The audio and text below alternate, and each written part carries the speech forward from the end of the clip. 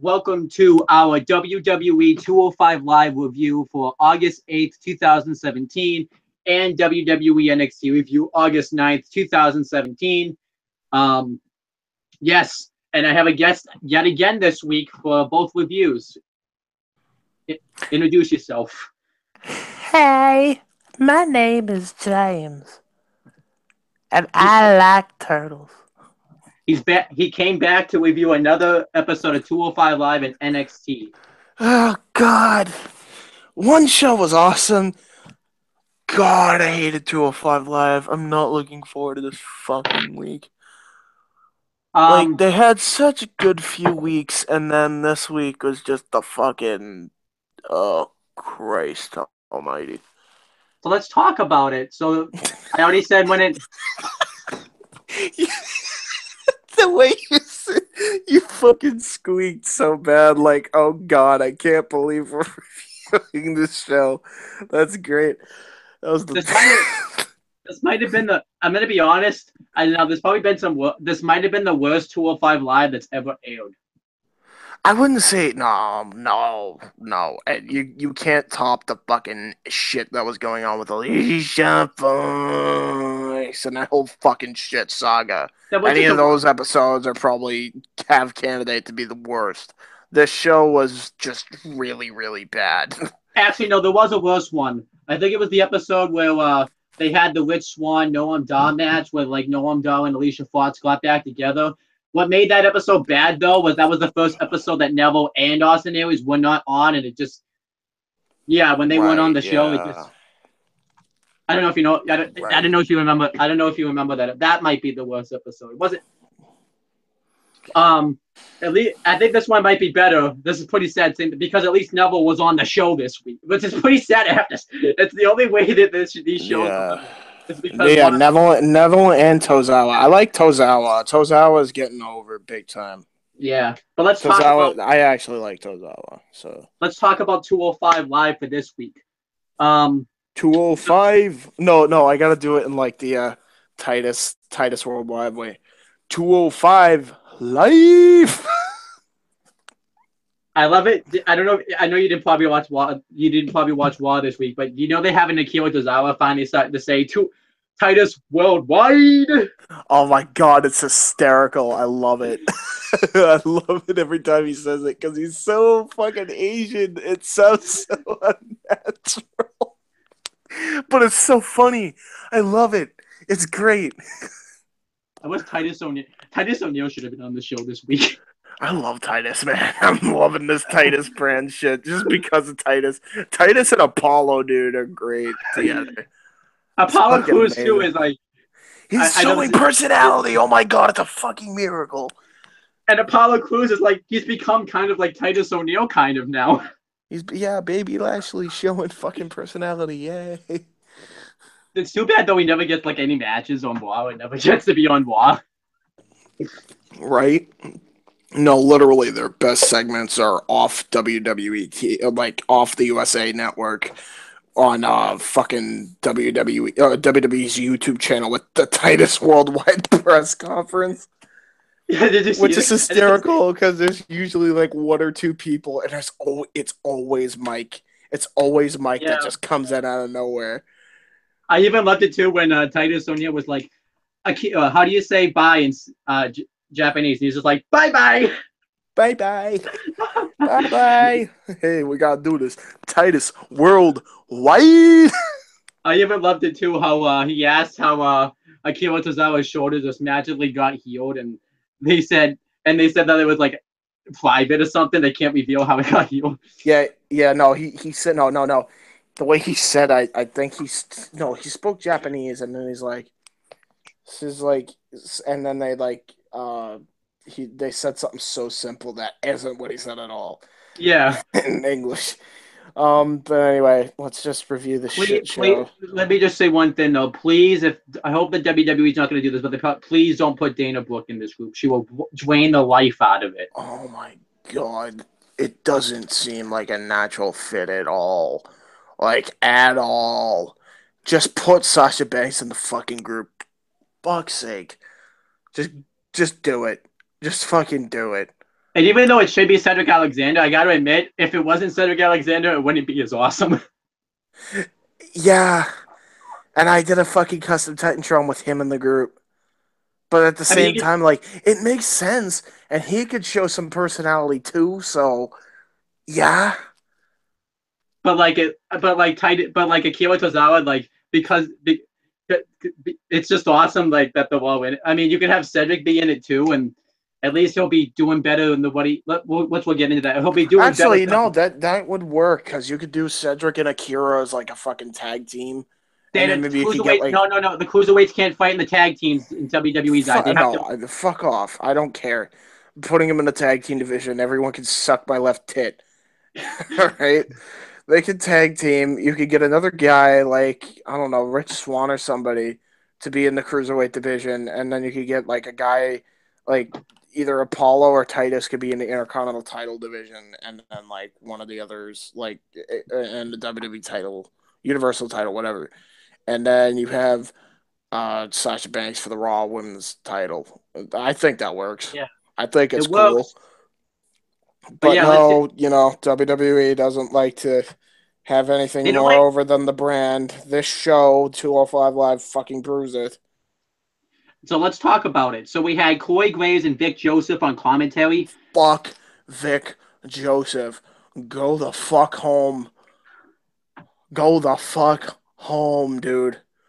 Oh god, he's He dreadful, was dude. he was called. He's the worst commentator ever that has ever showed up there. You know what the worst part about it too? 205 Live like, opens up and you immediately like know Hear it's gonna Vic be a bad. Joseph's fucking voice. Hey, the most exciting hour on television. I'm like, oh, the cringe. The cringe. It's like it's just you have to hear his voice first. You don't even get to hear the pilot. That's the first thing you hear. You don't get to hear the pyro. You don't get to hear nothing. You have to hear his No, voice. no, they stopped doing pyro. Yeah, I That's know the that. worst. We can blame. Let's blame him for it. No, I'm blaming fucking Jinder Mahal for everything. Let's blame Jinder Mahal for the fact that Vic Joseph is doing commentary now. It's so bad. It's so fucking bad, dude. It's the fucking worst. Like, they could have gotten anybody. I mean, fucking anybody to commentate this fucking show. They could have gotten fucking Daniel goddamn Bryan to commentate with Corey Graves. It would have been so much better. It would have been so much better. No. No, let's get fucking Vic Joseph. He's never even. They put him in a commentary spot when he wasn't even ready for it. He never commentated in his life. And not even just that, I don't think he can even recover from this. It's so bad.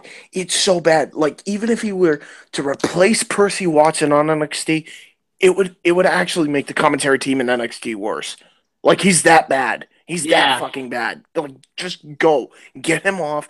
Put him in a backstage role. Put him in the fucking interview section. He could do interviews for all I give a shit. Just get him off behind the desk. He can't even call it. He never even commentates a move. He always just say, "Oh, what a slam there by this guy, by whoever." Yeah, no. Oh my god, no. Because like, I've done commentary before. Yeah, granted, I ain't like an expert at everything on commentary, but I know how to fucking call moves. I am play by play. Like, I study play by play.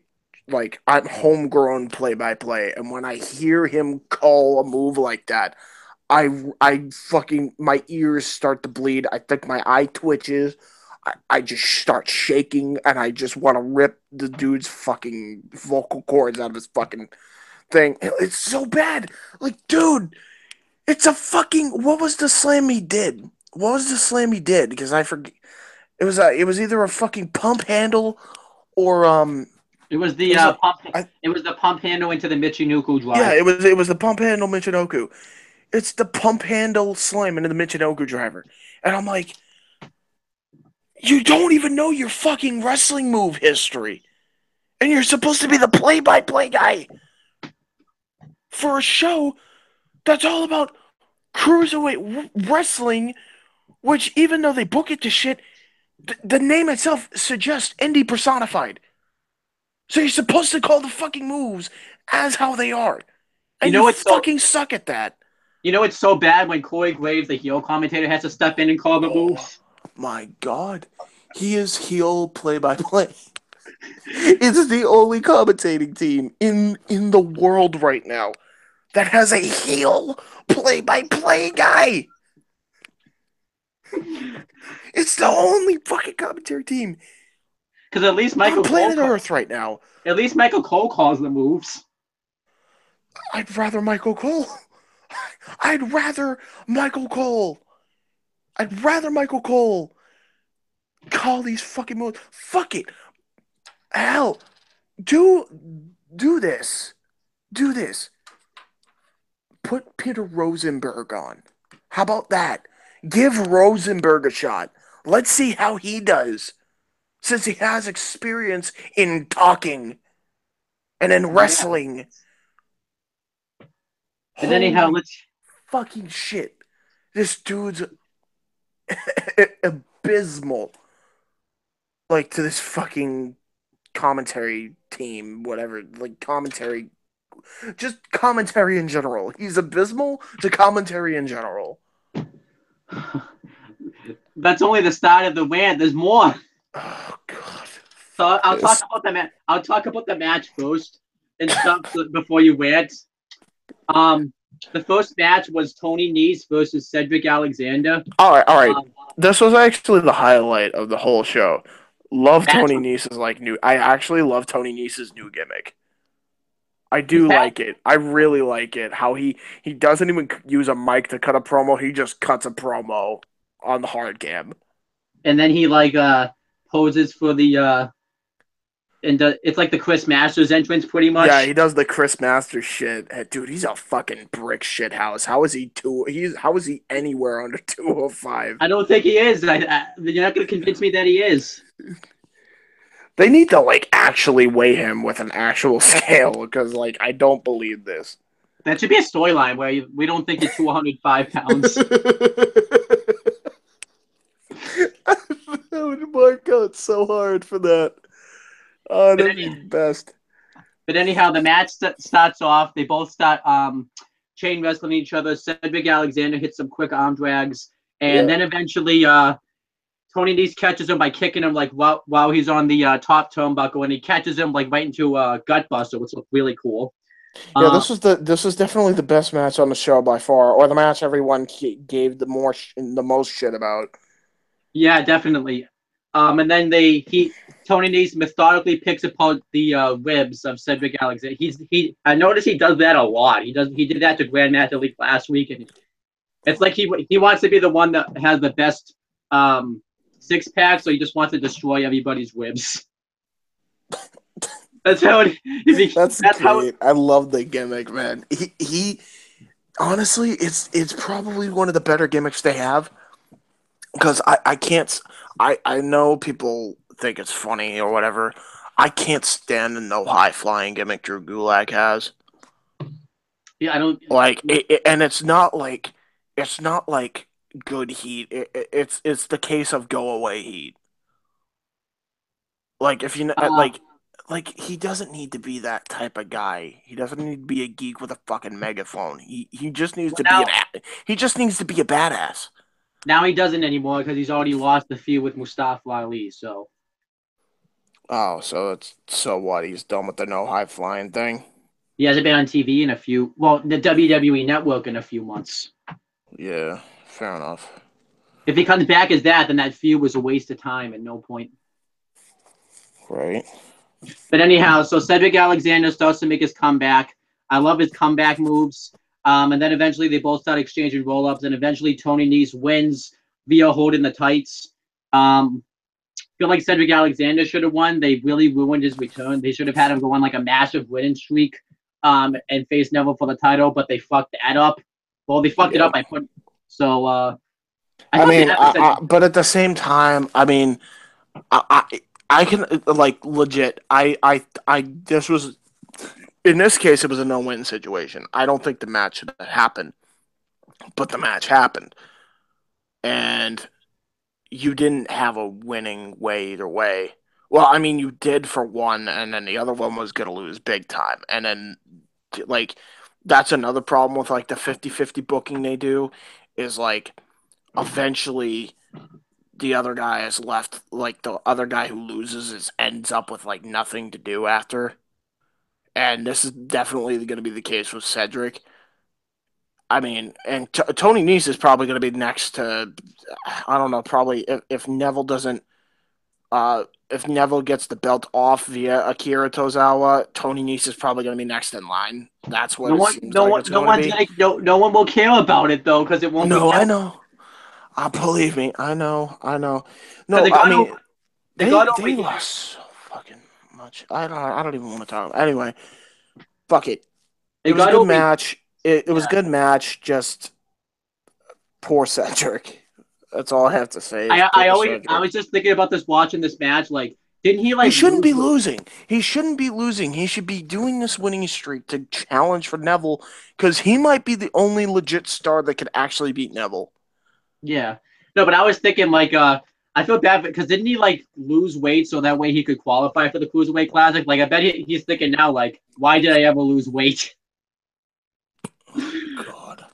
Especially when he was in that Alicia Fox storyline. Dude, I fucking wish that he was just still in Ring of Honor. Legit. I wish he was still in Ring of Honor with ACH and fucking Caprice Coleman in that faction that they were in. I'd rather that right now because I'd rather them still be in the same place. I can't fucking stand this bullshit with what they're doing with Cedric. Like, okay, they had the perfect opportunity to put him in the fucking Titus brand. Whatever they picked Akira, that's fine. But at the very least, they should have gotten 2 more cruiserweights in there and made him a tag team. You could have done Swan and Cedric, Akira and Cedric, Akira and Swan. Didn't matter. Like, as long as Cedric was in the fucking Titus brand, I didn't care. This would have been a golden fucking ticket for him for success, and they fucked that up. They don't have him in the group at all. Now he's on a fucking losing streak. Like, the fuck is going on? This was like one of the favorites coming out of the fucking tournament. Now booked to shit. What did Tony Nese even have to gain from this win? Nothing. Nothing. Legit. Nothing. He'd be better off fighting TJP. At least you gained something from that win. You're probably getting closer to fucking fighting Neville. Like Cedric, Tony Nese isn't going to gain anything from this win. It's so fucking stupid. The whole way this show's fucking booked is stupid. And then afterwards, he cuts a promo talking about how he's a premier athlete and Cedric's not.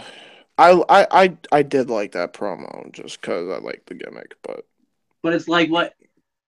So is this a feud? I guess this is going to be if this isn't a feud, then that promo is very. It's probably going to be a feud. But that's what I'm assuming. But he shouldn't be in this feud. It's stupid because this feud's going to like last 3 months, and then Cedric, when he should be fighting for the belt, will be in this feud. Austin Aries, thank God you fucking left when you did. I have a feeling. Fuck's sake.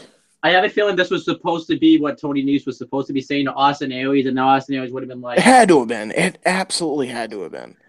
When we know thank God he fucking left. Thank God. He's probably thinking to himself, "Nah, I'm worth more than this shit." Yeah. Like, let's be honest. If he cut this promo on Austin Aries, it wouldn't work at all because Austin Aries. Oh my God, Austin Aries wouldn't give a shit. He'd fucking bury him. Yeah, he would. He wouldn't give like he's like, I'm not fucking downing myself to lower my fucking stock. I'm going to fucking bury this fucking fool. And then I'm going to move back to where he fucking should be in the Cruiserweight Championship picture with fucking Neville. Because Austin Aries wouldn't lose to him. Because Austin Aries is the Cruiserweight guy. He is the one that created Option C all the way back in TNA and got the fucking world title because of it. He is the cruiserweight that you could have on a cruiserweight division. But and he would you have been like, fucking are going to have him in a goddamn pointless feud with Tony Nese. No, thank you. Bye. Love Tony Nese's gimmick. But it would not work because they're booking it to shit already. Because the structure of the show is booked to shit. So yeah, the match wasn't bad. I didn't really care for the finish all that much. I guess it was a heel finish, but Cedric should have won. No shit. I'm telling you, I didn't mind the Brian Kendrick gets interviewed. He pretty much says that because I like this segment. I actually like this segment. He pretty much says that he's done fooling around with Jack Gallagher because he's clowning around, and he's pretty much he's really clowning around. He's pretty much being an idiot by getting himself disqualified, which he just pretty much explained why that kick my ass finish is stupid. God damn. Holy fucking shit.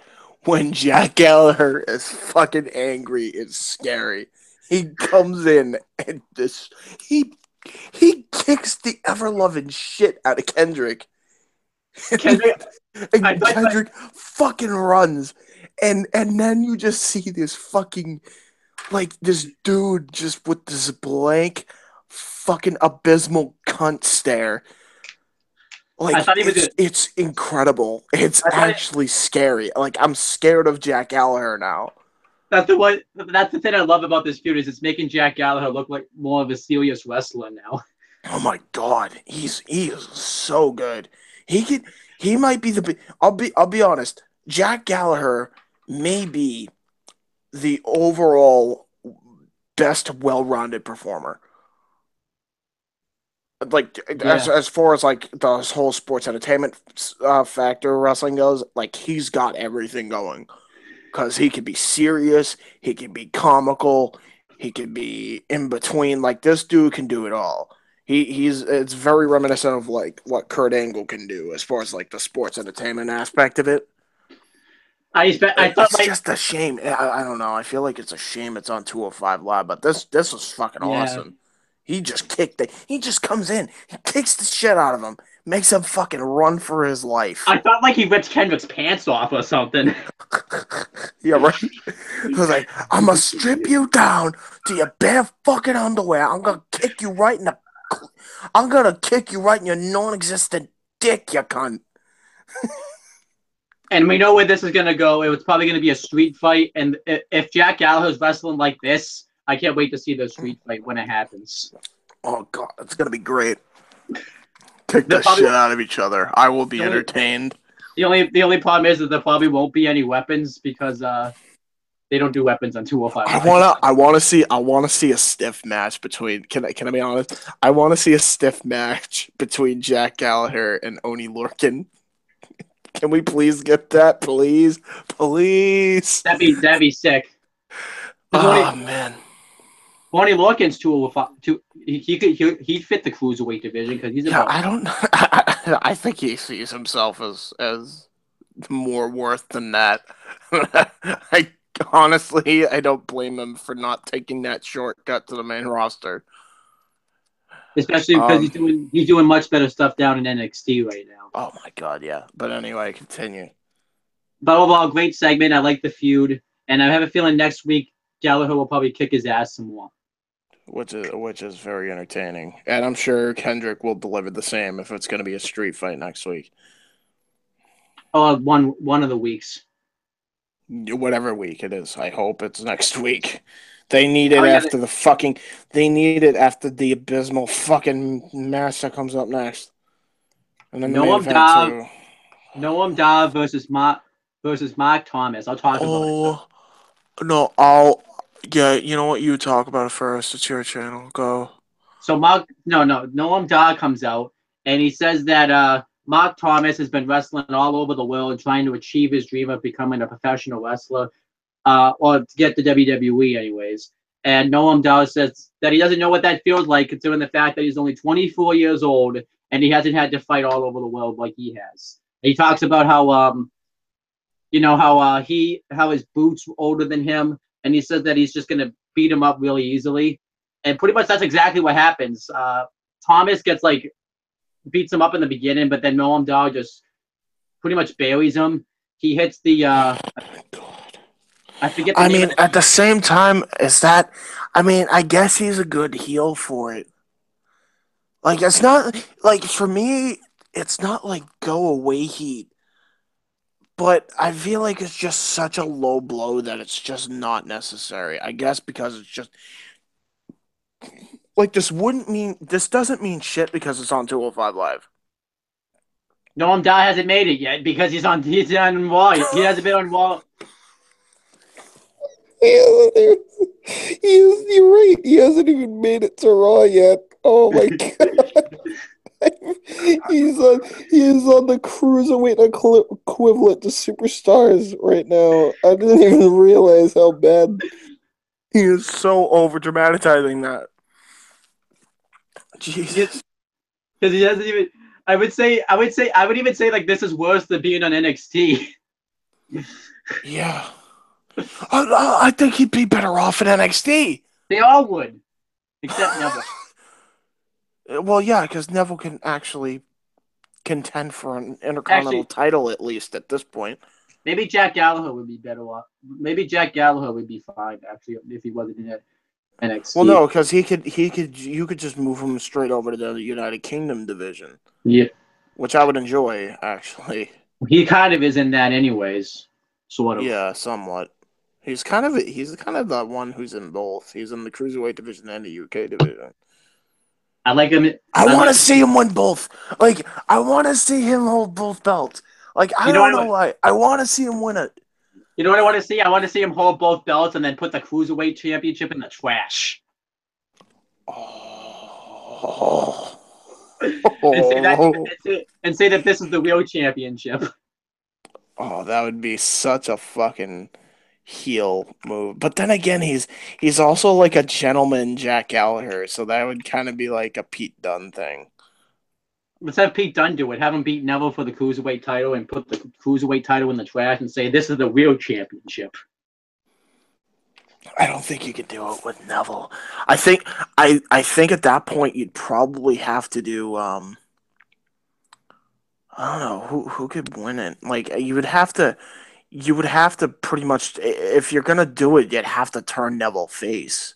Either that or in that feud, and then Pete Dunne beats him and then throws it in the trash or something. And then, but then I guess that's how the division ends. It's not even that I want the division to end. It's like, I would rather the division go to SmackDown once they get Jinder Mahal out as WWE champion anyway. Because once that happens, SmackDown's going to be like 10 times better to fucking watch anyway. Yeah, because they book everyone else better anyway. And because even though the main event sucks, you got the mid card stacked. If you have fucking AJ Styles, even though he shouldn't be in the mid card in there, you got the New Day and Usos who are doing fucking some of the most entertaining stuff that they've done in fucking years. Or at least in a year and a half for the New Day's case. You got the women's division. It's okay. It's not terrible. You put the cruiserweight division on there and do what I said and move all the women from SmackDown to Raw. Just put all the women on Raw for fuck's sake, and just move the cruiserweights to SmackDown. That would probably have a better chance of surviving, and they wouldn't even need 205 Live. There would be no reason to have 205 Live. Like SmackDown would have enough room to at least put 2 matches and build the fucking story. Plus, Ty Dillinger would get more because he. Yeah. Yeah. If they put Ty Dillinger in there, he's a perfect contender for Neville. Perfect contender for Neville. And Chad Gable. Yeah, Chad. Oh, is he 205? Yeah, he's like. Yeah. 205? I did not know that. Well, yeah. Put him in there too, and then get Aries back too. Get fucking Aries back, because then he can have something to sink his fucking teeth into. He's not in a fucking pointless feud with Tony Nese. And then they can fucking put in maybe they could then at that point maybe they can finally bring up Kota Ibushi and fucking Zack Sabre because they'll actually want to join at that point. You know what I mean? Then Yeah. they'll have star power.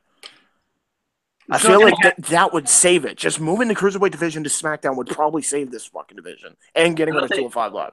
I don't think they want to save it though. Yeah, no shit. No shit. Obviously, I cruiserweight don't give a shit. You know, the cruiserweight division is a perfect place for Kona Reeves to go because they both don't get saved. Ha ha ha ha. No, actually, in fairness, is he 205? No, he's not. But Well, I mean, he fits no, that wouldn't make any sense. What are you on about? I was about to say that dude's a fucking. No one saves Kona Reeves. No one saves the cruiserweights. It works. You would have to lose a shit ton of weight, motherfucker. Or if Kona Reeves could try to save the cruiserweight division and say maybe someone will save me if I save this division. But he doesn't have to be in it. He can just save it. What would that be his gimmick? Yeah, to save the cruiserweight division. The savior of self, Kona Reeves.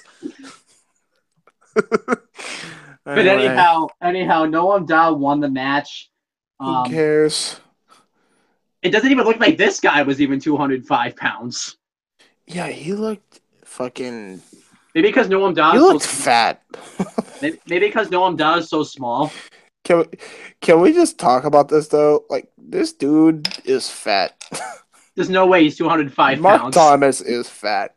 Like, it's like, oh yeah, he's a cruiserweight. Nigga looks like he's on a Body by Burger King diet. Yeah. Maybe like Noam Dar is so small that it makes him look like he's not 205 pounds.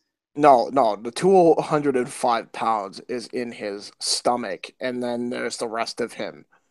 Maybe the WWE just didn't care, so they're like, we need someone for Noam Dar to face. Go face him. Come on. So like they said, put fucking Kona Reeves in the place. You know what? At least it's somewhat believable.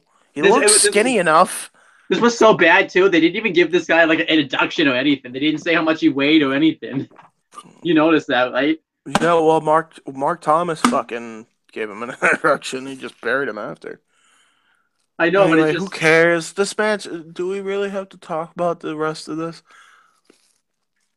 Let's see. Well, the next thing is good. It's the Corey Graves interview with Akira Tozawa.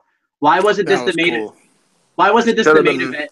This should have been the closing segment. I'm sorry. This should have been. Yeah. Like this should have been the closing segment because this is the match this is the only match that the cruiserweights are going to be in at SummerSlam. As it should be. But pretty much as it should be. So pretty much what happens is before Corey Graves can even ask him a question, Neville interrupts him. It's so weird to see Neville come out at times without his pyro. I still remember when he scared. Do you remember when he scared TJP with his pyro? Like when TJP was done wrestling a match, he scared him with his pyro. That's funny. Yep, I remember. But then Neville talks about how Corey Graves should have interviewed him because he pretty much says that he's 205 Live, which he's not one. He is 205 Live. He is the entire cruiserweight division. Yeah, he can hold every single member of the cruiserweight division on this fucking 8-pack, including Tony Nese's 8-pack. And pretty much what happens is Neville is cutting this promo talking about how great he is and how he's the king of the cruiserweights. And as this happened, Akira Tozawa he was dressed in his suit, so he takes off his jacket. And Neville looks at him. He's like, "Is there anything that you want to say?" And he said, "All I did was save you because you can't speak very good English." And then Akira Tozawa asks him what he's going to do if he defeats Neville at SummerSlam for the title. And then Neville goes to take a cheap shot. Tozawa kicks him in the face. Dude, that chant is getting over. Oh, yeah. Oh, boy, it's getting over. And then Akira Tozawa goes for his senton off the top turnbuckle, but Neville rolls out of the win. Then he goes to get back in, and then Tozawa hits an Enzuigiri to the back of the head and knocks Neville off the apron, and he holds up the cruiserweight championship. Cool segment. Made Tozawa look strong, and if Neville, and I have a feeling that if he stands tall like the next few weeks, Neville's probably winning at SummerSlam. Yeah, I agree with that. But overall, good segment. What did you think of the segment overall? It should have closed the fucking show. It was the best segment on the whole show. The one that was better than this would have that would come close to this anyway. Would probably be Jack Gallagher kicking the shit out of Kendrick.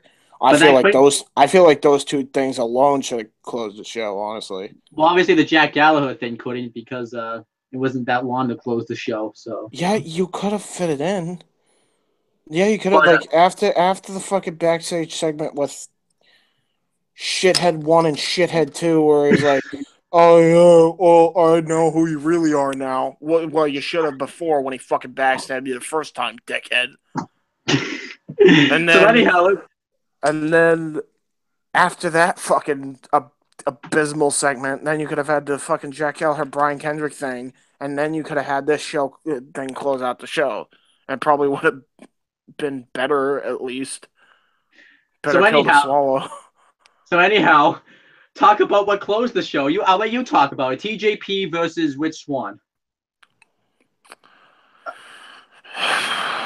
Oh my god.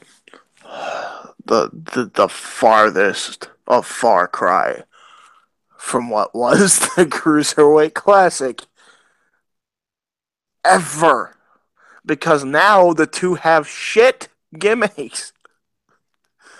Rich Swann is a wannabe fucking pimp daddy who doesn't know that the fucking guy he's trying to have a quote-unquote friendly competition with backstabbed him fucking 2 months ago and aligned himself with Neville to get a fucking title shot. And then let's talk about the other fucking dude, Geek TJ Perkins, not standard bearer TJP like he was supposed to fucking be originally. No, Geek Weeable fucking Jones TJP,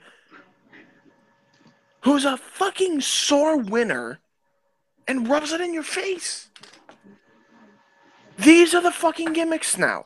They are so gimmicked up, it's retarded. I have seen cam girls on Pornhub that show more fucking personality than these fucking fake-ass gimmicks that these guys portray. I want to just scream. If I'm in this creative meeting, I want to scream like, this is stupid. It is fucking abysmal. It has completely damaged not only 205 Live now, but what was the Cruiserweight Classic. These two were in the quarterfinals last summer. Quarterfinals. One of the best matches out of the entire tournament last summer. And they're booked. It looked like they weren't even fucking trying in this match. Like they just stopped giving any single sort of a shit. They're just like, oh, well, let's just phone this one home, bro. Like that, you could tell they just are not into this at all. I think it's fucking stupid. It was good at the start, like the fucking. I don't know. I fucking hate it. It's so stupid now. The whole feud is just fucking dumb. Their gimmicks are dumb. The idea of the feud is dumb. The reason for the feud is dumb. The friendly competition's dumb. TJ Perkins already 3-1 no, technically 4-1 for the Cruiserweight Classic match on Rich Swann. So, none of it fucking matters. None of it matters. No one even gave a crap. The fans didn't even give a crap. They were just chanting. This should have been the intermission match for the Roman Reigns Braun Strowman segment. That's how much no one gave a shit. People gave a shit more for Kurt Hawkins and Heath Slater than this fucking match. That should have been, yeah. I don't even know if because they were feud. They had already started the feud at that time. It's so bad though because like this feud's just stupid. This was pretty much just a basic wrestling match when they know they can be so much more. I did like the electric chair into the detonation kick. That was cool, but like I didn't really pop for it all that much because I was just ready for that match to be over. This match was just terrible. I don't even want to like go move for move of what happened because I just don't care. There wasn't much of a. There really wasn't any moves that happened. Other than like Rich Swan's fucking Phoenix Splash, that's really it. That and that fucking electric chair detonation kick. I like to like backstage, like Rich Swan's all sad, and like that he lost, and then TJP like thinking he's a sore loser, and but that's not what it is. I mean, these guys just look like fucking idiots. Like, all around fucking morons. Like, TJ Perkins is wondering, oh, why are you being a sore loser? Well, gee, fucking weeaboo shit. Because you just rubbed the fucking win in his goddamn face. And then Rich Swan's an even bigger idiot because he trusts the fucker again after he backstabbed him too. Let's go. No, what's even stupid about it is why did, like, if anybody rubs a win in your face like that, like, Rich Swan should have just decked him right in the face when he was rubbing him. Just dude, him like, that's what you do to people like that. He should have thrown him off. He should have thrown him off the stage. All right, that's a little overkill, don't you think? I mean, at the same time, it probably would have been entertaining than the actual match or this entire show out of the like 2 segments. This should have really what this should have been was this should have been a dabbing contest instead of a match. That probably would have been more entertaining. Fucking getting Monteza Ford and fucking and getting fucking Enzo Amore and the Usos. Everybody just dabs. The dabbing click. The dab. You know what the funny thing would be? I bet Rich Swan would win too because he actually dabs. And then Rich Swan's the only one that can actually dab out of this whole roster. And then TJP should just beat him up afterwards and hit like the detonation kick, but like off the steps and just go back to being like a full heel. Oh my god! I don't want to see him heel. Is he even a heel? I guess he is. I don't even fucking know. All I know is I don't like his character either fucking way. I like too how like Rich Swan pretty much shows that he doesn't watch the WWE product because he doesn't know that TJP stabbed him in the back. It's like he took a vacation. It's like he didn't watch the product while Aries was in the company. So when the whole heel turn, maybe he was told to forget about it. No shit. But like it's pretty much like he doesn't watch the company. Like he could easily just go on the WWE network right now and just watch. I don't know why he'd want to, but he could just watch like TJP align with Neville. It's like, oh, that's why I shouldn't trust him. Yeah, right. Didn't he stab him in the back too? I swore he stabbed him in the back. No, it was Aries. He stabbed in the back. No, but didn't he just? Wasn't he a dick to him in a match too on 205 Live at some point?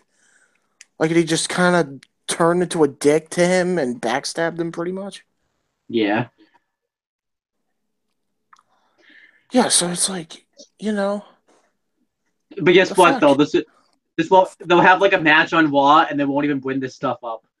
Right. Do you ever notice on Raw too? Like Michael Cole, like I don't think Michael Cole even watches 205 Live because he has to try to say what the storylines are when Neville's not in the match and stuff. He's like, I think this happened. I think this is what happened. Yeah, I've noticed that. Because not even the play-by-play gives a shit about this division. Oh, it's so bad. It's so bad. Just what do we do? We do star ratings. Can we just get that over with? Yeah, let's get it over. Tony D, Cedric Alexander, 3 stars. Yeah, 3 stars. That was a pretty good match. One guy won. Yeah, whatever. Noam Don't Dar, care. Mark Thomas gets like a half a star. Yeah, half a star at best. Rich Swann, TJP gets like maybe like 1 star. Maybe a star and a quarter. No, I'll give it 2. It wasn't like it was an average match. I'll give it a 2. I'll give it a 2 Fine. star. I'll be nice to give it a 2 star. I feel like we should have reviewed NXT first because now we're mad. Well, actually, no. This is the best thing to do because then when we're mad about this show, we can review a way better show. I don't think there was a. Oh, right, the main event wasn't that good. But Yeah, but it's okay. Well, no, I like that. The main event was alright. it shouldn't have been the main event though. No. But Danny Burch, Hogan, and Lorcan should have been the main event easily. But it doesn't matter. It was still a fucking great show. Yeah, it was the best WWE show all week because Raw was.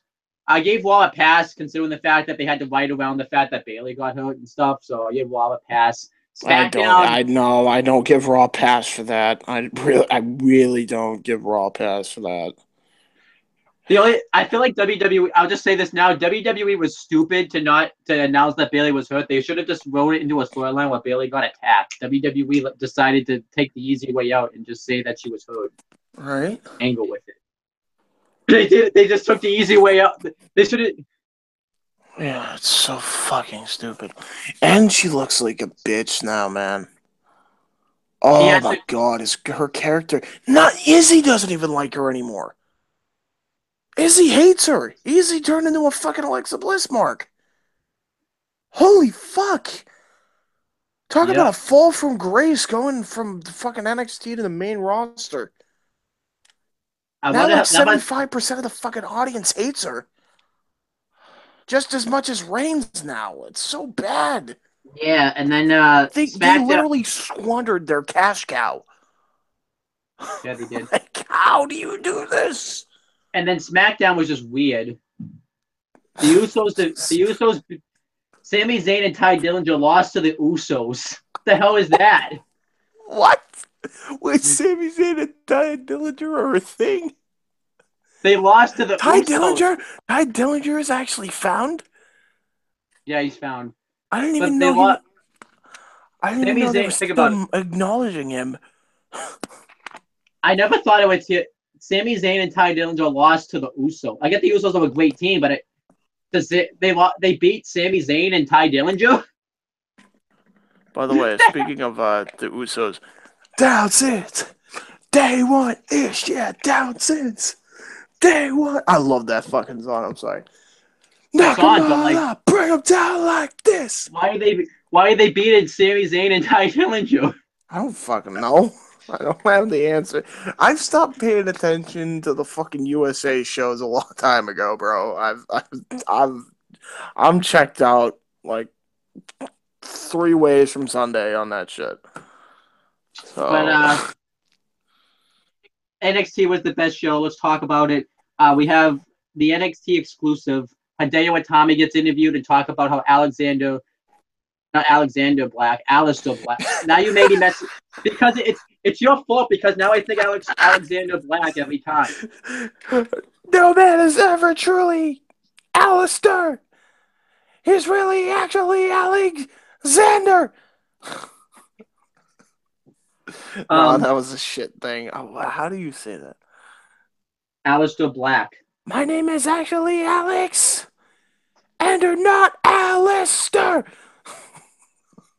But he pretty much said that Aleister Black is making a mistake trying to challenge him to a match at NXT TakeOver Brooklyn 3. I can't wait for the match, NXT TakeOver Brooklyn 3. That match is going to be stiff as hell. Oh, my God. So then we had great. I can't wait. I can't. So then we had the commentary team of Percy Watson, Nigel McGuinness, and Mauro Ranallo. Wait. But can we talk about one thing? Can we talk about Power Flow's theme? It's great. Oh yeah, I haven't talked about it yet. I mentioned that they got a new theme and it was good. But yeah, I love the new theme song. Fucking love it. Power Flow's fucking resistance is great. Evidence, dun dun dun. Resistance, dun. Apathy, dun dun dun dun. Tradition. It fits NXT so well now. It really does. It really does. It's fucking great. I was also happy this week. I will say this one thing. The way they fucking cut that fucking intro, the way they edited the intro sounds like piss. If you notice it, because the way they do it, there is a couple like really sharply cut like cuts in the intro version of that song, and then in order to fucking censor Fight for My Right and fuck all the bullshit, they just completely cut that verse out of like the fucking song instead of just put for Fight for My Right twice, which probably would have sounded like 10 times better. Because then it's just like Fight for My Right, dun dun evidence. And I'm like, what the fuck? Yeah, it's weird. What just happened? Like, that's the only complaint I have, but the song's fucking great. I was also happy this week that Percy Watson got to say more words than normal on commentary, so that was good. Yeah. He's actually not that bad. I feel like I gave him too much shit. Because, like, he's actually probably better than a lot of, like, the face commentaries we have. He's better than I didn't even realize how much he does talk back. He's better than fucking Vic Joseph.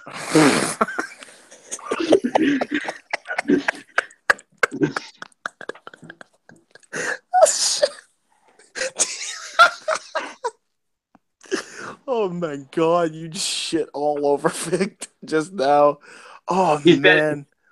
You just gave no fuck. You just like fucking oh my god. No, you're not wrong, but jeez. Yeah. Fuck. Yeah, no, he's good. He's actually good. I'm sorry, Percy. Good. I'm sorry, Percy. I feel bad now. You're actually good. Good yeah, job. He's good. So the first thing that happened is right when the show pretty much goes on the air, Nikki Cross and Alexander Wolf, I almost messed up his name, and Killian Dane. What is it? Alexander Wolf. Apparently he's Alexander Wolf. I like the name, but why does he have to? What couldn't he just? I forgot. Wait. So why do I not? What was the match again? Sanity just like goes to the ring and they call out the Authors of Pain to fight them, and right. Alexander Wolf was what was it? Sawyer Fulton's tag team partner. Yeah. Yep. But I like the way they did this. That there was like no theme music or anything. They just came to the ring. I thought that made it. Oh yeah, Alexander Wolf, dumbass, fucking insanity, right? The Aussie guy. Yeah. Aussie guy. Yep. But I like the way they did this. That there was no theme song. They just came to the ring like they wanted to fight. I thought that was really cool. Oh man. First off, I feel like at one point I gave Alexander Wolf a lot of shit. He's actually not bad. He's not bad. Just don't have him talk on the mic. That's all. They may be. Here's the thing. So, I think they turned face. The Authors of Pain. No, not Authors of Pain. As ironic as it is, Sanity. There's no pain in face. I don't know. Well, no. Here's why I'm saying this, because why would you turn AOP face? Like literally, if you hear the crowd, no one likes him. Not one person in Full Sail likes him. They've wanted them to lose the titles for like the longest time. But Sanity was the one that did the heel tactics because they. No, I know it's so weird, but I honestly think it's a face thing. They handcuffed one of them to the guardrail. Well, no. Here's the thing, though, right? Because the thing is, the week prior, right? They literally faced Authors of Pain face to face last week, and one of the AOP members to even up the score, attacked one of them from behind when they weren't looking, which was very heelish, very heel-like dominant, and they walked away the heels. But Sanity, because their group is just, they're insane, do these tactics to even up what they think is necessary to even up. You know what I mean? So this is what it is. And I think that's what they're trying to go for. I think they're trying to kind of like make Sanity the faces in this.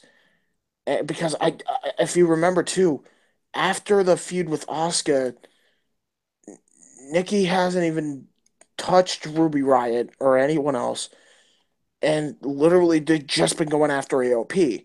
Now, if AOP goes off to face a heel tag team, then we know AOP's face. I don't think that's happening. I think Sanity's face.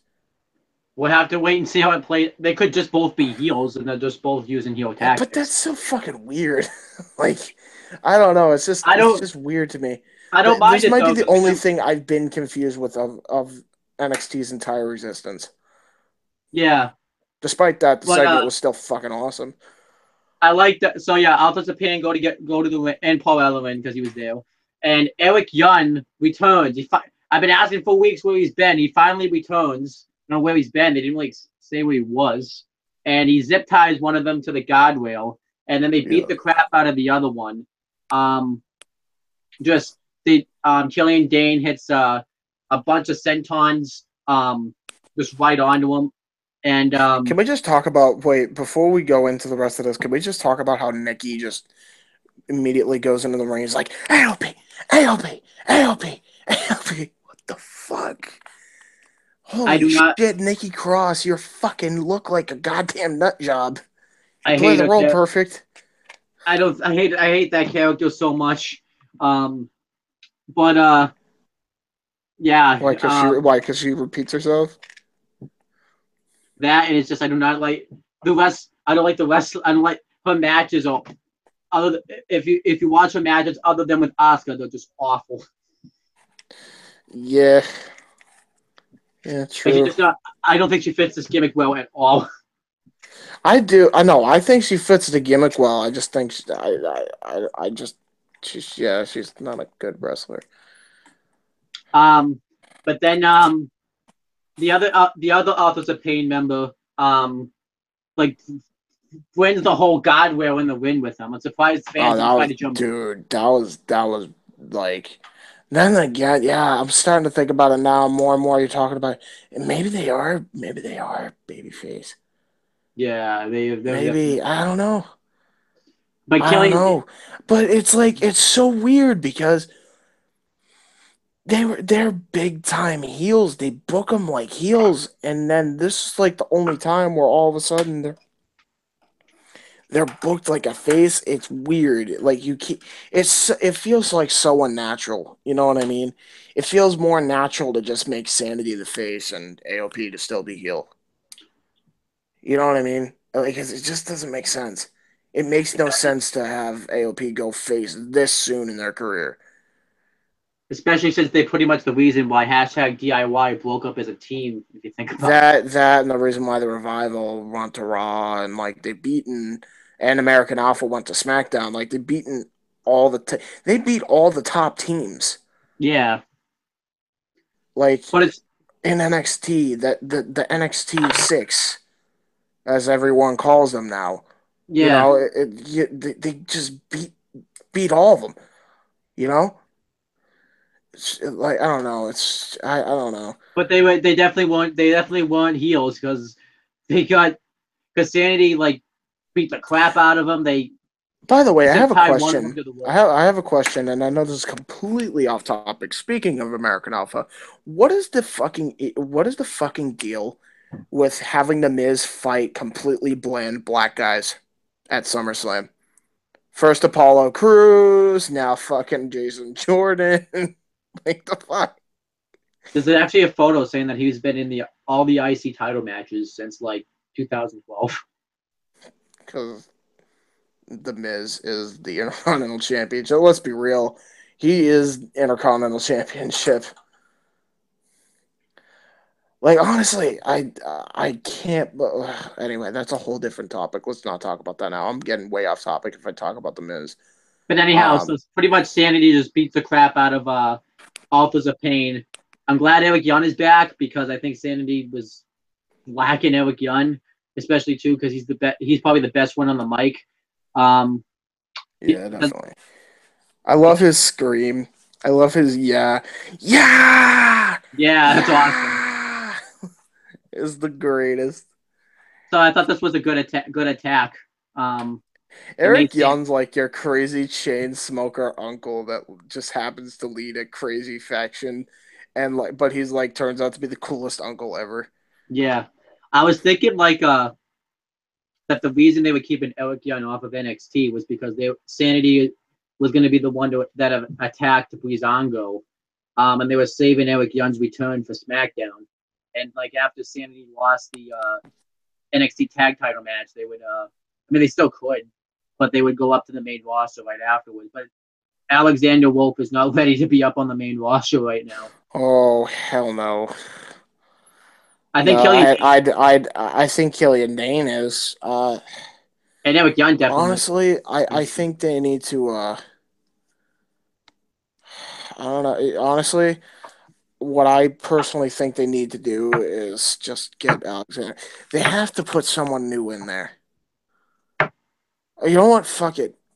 Luke Harper's literally doing jack and shit right now. Bring him down there and pair him up with fucking Killian Dane. Oh God, I'm scared. That would be a great team. I'm scared. You know what I mean? You scared. But anyhow, I like this attack though. And then next it shows a vignette for the Street Profits because they're debuting on the show. Oh we'll talk about boy, I can't wait! I can't wait. That was great. But yeah. Then we have the iconic duo video. They were gonna do a makeup tutorial, which is what all girls like to do. They get good heel heat. I hate these vignettes, but like in a good way. It works. And then I guess they randomly. I guess Ruby Riott was just in the background, and they just pretty much make fun of her. I like the comment they made that she always gets a tattoo to cover up her scars or scabs or whatever. I thought that was funny. Yeah, that was not PG at all. Like at all the way they say it, because like basically what they said is like the scars, scabs, meaning emo cuts. You know what I mean? Something tells me that was like ooh, that would not fly on Raw, not at all. One thing I do like about NXT is it's not as PG as Raw is or SmackDown. Yeah, you get more free reign. But I think this is probably building up to a match where Ruby Riott's going to face one of them. Probably on that NXT. You know how they like to do like a NXT, like the NXT takeover events are like kind of two parts. They like to throw some matches on like the NXT show like right after. And they film like the dark matches at the NXT event, special events, like before the show airs or whatever. This will probably be like one of those matches. Yeah, probably at this point. Yeah, I would like to see Peyton Royce versus Ruby Riott. Peyton Royce has improved. Holy shit! Can we talk about that? Yeah, she's been really. I think she's been really good. I like her theme song too. Oh my. Yeah, it's really. I don't like Billy Kay's as much, but I like not Ruby Riott. I like that. Well, I mean that has to be the theme. Like if they do the tag team division, I think they should do that. That would have to be their tag team theme, is Billy Kay's theme, because it makes more sense for iconic duo. Honestly, yeah. So I like the gimmick. The gimmick is just I like the gimmick though because it works so well for them and they get really good heel heat. They do. Billy does. I think Billy's improved too. Both of them really have improved. They're the best. When I think they'd be much better off if they're in a tag team scenario, though. So Raw, they should take my fucking advice. Sorry, it's Raw, dude. It's not, dude. It's not going to happen. Yeah, I know. When do they ever take my fucking advice? That's why I stopped watching. Anyway, Well, one of the reasons. Then we have your favorite segment, Pop. I'm not sure if it's your favorite segment, but you like this. It's the Metro Brothers versus the Street Profits. I'll let you talk about this match. Well, before I talk about the amazing, God-descending team of the Street Profits, I must first talk about the Metro Brothers. Oh boy, these guys look like a jobber version of Deuce and Domino. Didn't they? Oh god. Oh god. I thought it was Deuce and Domino. Like that's what I thought, like Deuce and Domino? What? No, and then it's like the worst jobber names you could have ever picked. What was the first guy's name? Chris.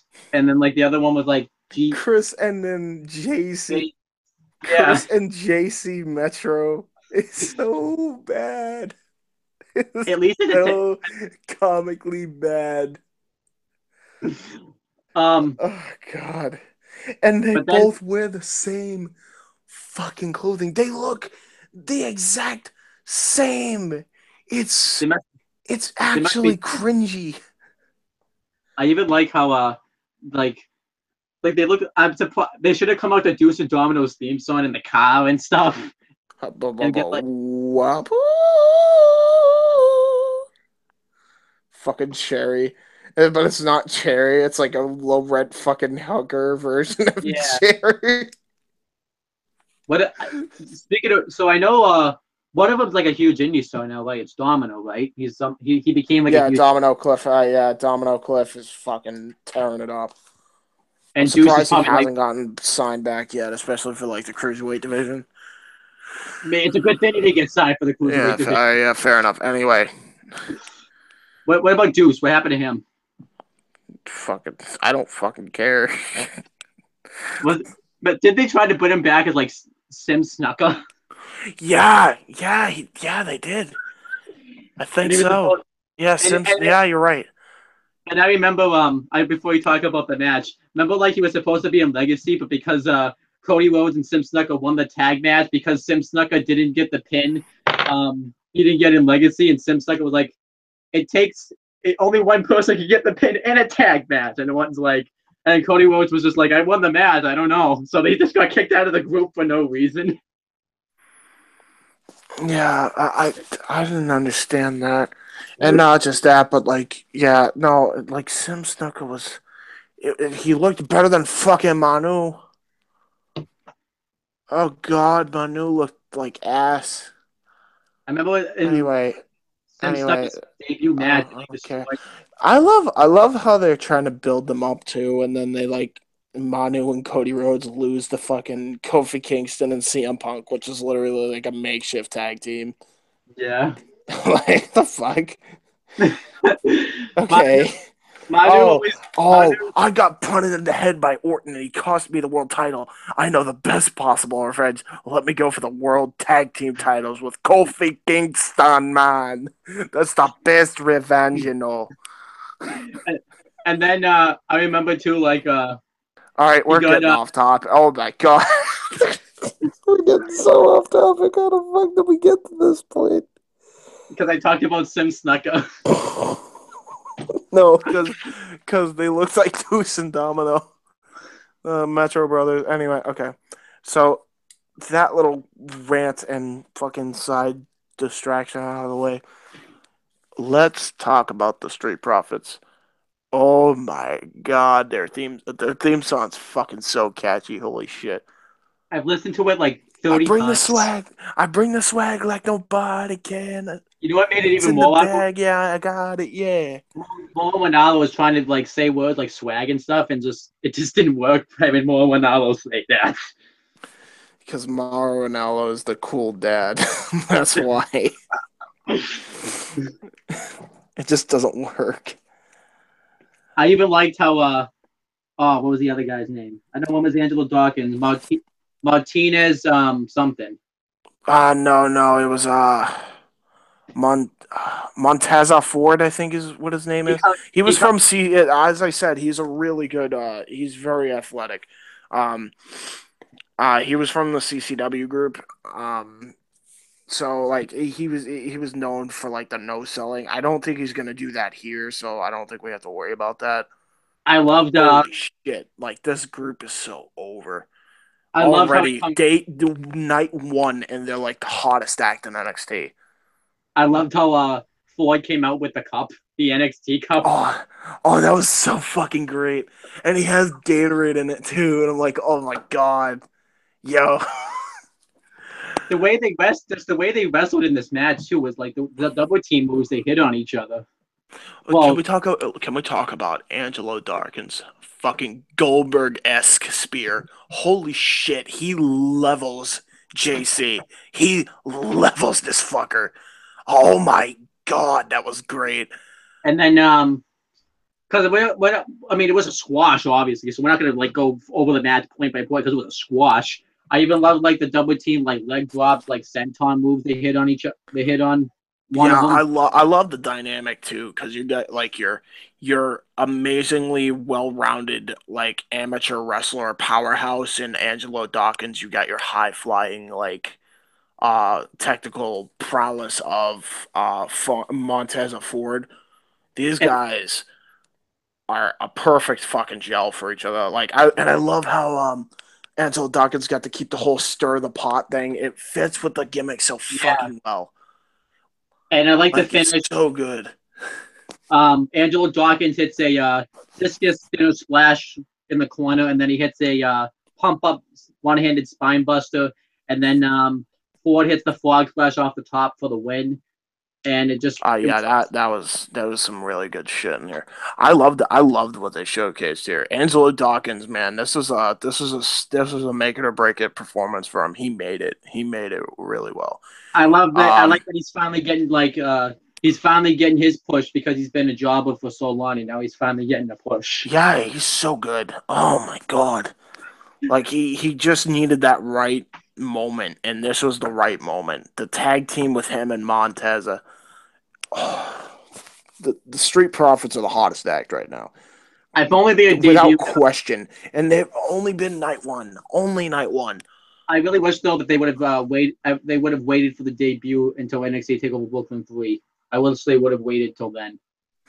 Oh yeah. Oh my god. I guarantee you, after the reaction that people gave them online, they're most definitely at least gonna be on like the show after, like the show they tape after. Yeah. Like, there's no question they're not going to be. Like, they have to be. They're so fucking over. And I honestly would like to see them. Who should they fight? Heavy Machinery. No, fuck Heavy Machinery. That would be the only team I don't like, or only thing I don't like in NXT right now is this fucking team. You don't like going to Stories of Vic with this promos? Oh my god, he's so annoying. He's so fucking annoying, dude. He looks like that fucking. He looks like a troll. He looks like a fat fucking troll from like Lord of the Rings. Like he ate fucking Schmeagol and like all of the donuts with him. He looks so bad. And anyhow, he's so bad too. Like, I don't know what the fuck are your facial. What the hell are your facial expressions? Every time Dojovic comes out, it looks like he's taking a shit in his fucking trunks. Every fucking time. He just has that, oh god, I'm about to fucking shit myself face. Every fucking time. Every face is the shit myself face. You don't like Tucker Knight? No, I'm fine with Tucker Knight. I hate Dozovic. Dozovic ruins this for me. He looks so bad. He looks like he shit himself like 3 times. Maybe he did. He's the earthquake. He's the earthquake of this tag team. Next thing you know, no, seriously, next thing you know, they're going to have a fucking match with the Street Profits eventually, and then Dozovic is going to fucking shit on fucking Angelo Dawkins. I'm going to be so pissed when it happens, but at the same time, I'm probably going to laugh. They could also face Sanity though after the NXT tag. Oh title. yeah, and then fucking Alexander Wolf gets shit on by fucking Dozovich. I wasn't talking about heavy machinery. I was talking about Street Profits. What on a whore. I just went on a whole rant of Dozovich shit myself face. Let's move on. Completely deviating off topic. No, we can't move on. No, we were trying to figure out who they should face on the Brooklyn pre-show. Probably some shot. Because they're probably facing like No, I feel like you know what, honestly. You know what I think? Okay. I think they should fight who's that? Tebow Sabatelli and Riddick Moss. Yeah, there you go. There it is. Tino Sabat. Yeah, there we go. They should face them because that would be not that bad of a match. Who else should debut? Who else is made an impact? Didn't somebody else debut too? There's that big guy that always shows up with his partner and beats the shit out of him afterwards. I fucking hate him too. No, you know what they should do? Split up Heavy Machinery, and Dozovich can be that guy's tag team partner, and you can call them Shit Myself Inc. Because they both have the same face. It's the Shit Myself face for both of them. Have you ever? There's a video after he beats the shit out of one of his tag team partners, and he's trying to say that he's sorry. He just went a little overboard. Oh no, I'm sorry. It's PG. You have to go PG with it. I just pooped in cornbread. So stupid. All right. Anyway, no, I feel like they should have Roderick Strong on that show, and Roderick Strong should fight Wesley Blake because that'll be a good match. And is Buddy Murphy even signed anymore? He should be. He's fucking massively underrated. Massively underrated. He's only probably right now. He's probably only signed because Alexa Bliss is still in the company right now. And you know what? They should have another tag team match. I got it. Oney Lorcan and Danny Burch should debut as a tag team, and they should fight Heavy Machinery. Yeah, and just destroy the shit out of them. Just bury them, please. Especially Dozovich. Make him shit himself. That's something I would fucking want to see. Anyway. And then another, they can do like a women's match with Peyton Royce and Ruby Riott. Yeah, that would be a pretty good line of matches. I would love that. Anyway, we're getting off topic. Street Profits at the end of the day should fight Sabatelli and Moss. But yeah, the Street Profits hottest act day one in the NXT by far. Fucking awesome. Fucking awesome. They even had an interview, but I don't even remember what they said. Yeah, I remember that. All I remember is fucking Montez and Dawkins goes up to the guy with that fucking cup in the Street Profits. That was fucking great. I love it. That was awesome. Man. Then we had the next segment. It was the Bobby Roode and Drew McIntyre face-to-face segment. I like this segment here. Yeah, this segment was good. So, Bobby Roode comes out with a bunch of security, and we were supposed to have thought that he brought him out because of Drew McIntyre, but he goes on the mic and says that I'm doing this to protect the money match at NXT TakeOver Brooklyn 3, since Roderick Strong's a psychomaniac and is trying to take out your champion, the real money in this match. And he goes off on Drew McIntyre and talks about, how he feels like that he is entitled to everything that he's doing in NXT because he's done everything that he said he was going to do in NXT. And he says that when he's had a better run than Drew McIntyre did in his first run in WWE. And he talks about how Drew McIntyre was deemed as the chosen one. But yet, Bobby Roode didn't need to be chosen. He just is the one. I love this promo. And then Drew McIntyre talks about how Bobby Roode, feels like he's entitled to everything. And he says that he doesn't even believe that he doesn't even believe the crap that's coming out of his mouth, and he's going to take the NXT Championship from Bobby Roode at NXT TakeOver Brooklyn 3. And they have their face-off, and then Roderick Strong comes out, and Bobby Roode immediately has the security get in the ring, and William Regal's like, Roderick, remember what I told you?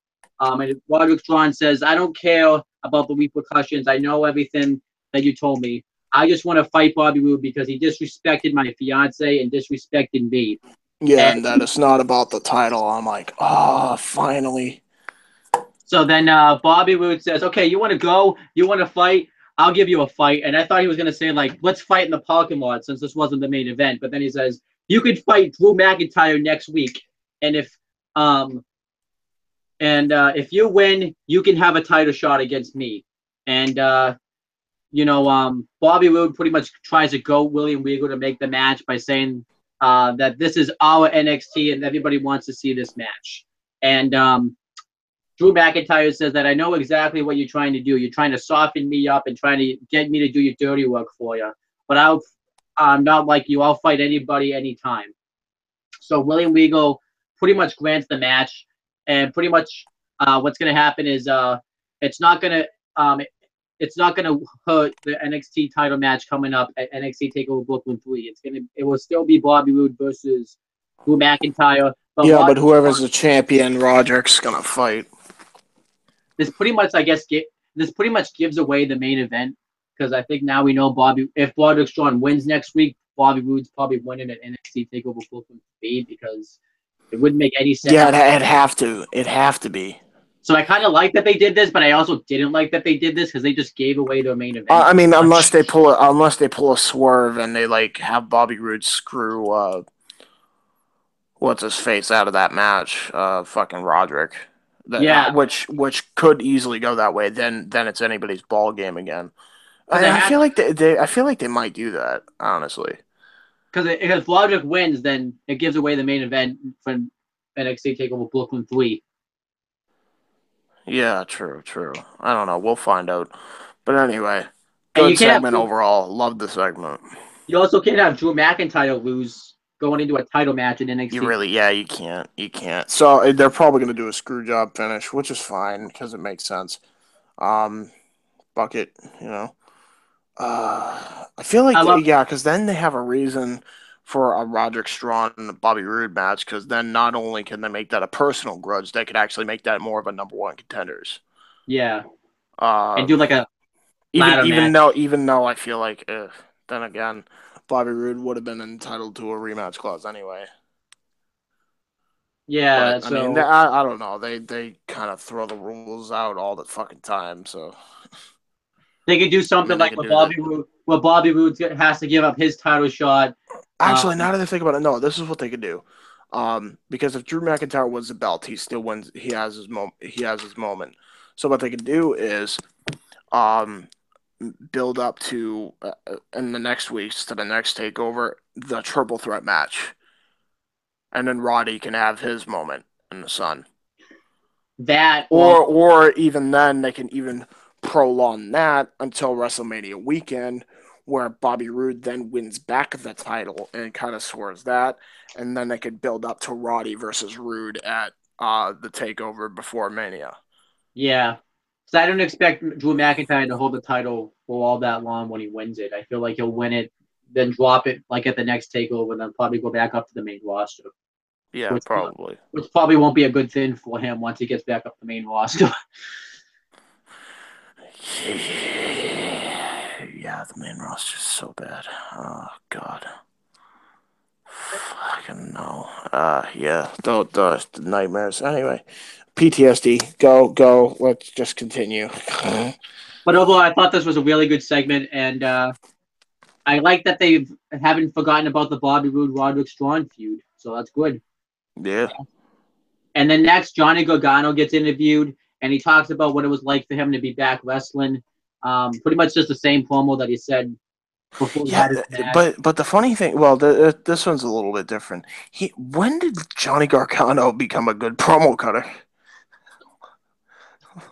I don't know. He must have been becoming an A+ student in the promo classes, because if you remember, like not even like a year ago, him and Tommaso Ciampa as a babyface, they were fucking terrible. Let's be real. Let's be real. They were bad. It was like sometimes it was cringeworthy. Like, oh God, oh they sound like children cutting a promo. Yeah, Oh God.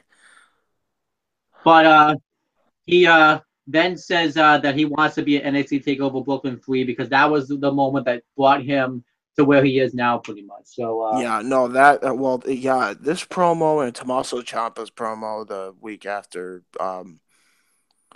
what was the takeover? NXT takeover Chicago. Chicago. Both promos are great. They're definitely better at promos now. I don't know what they did, but whatever they did, keep at it. Um, you'll need it if you're going to the main roster. Then we had the next match. I think you know what the next match is. It's Orny Lorcan versus Danny Burch.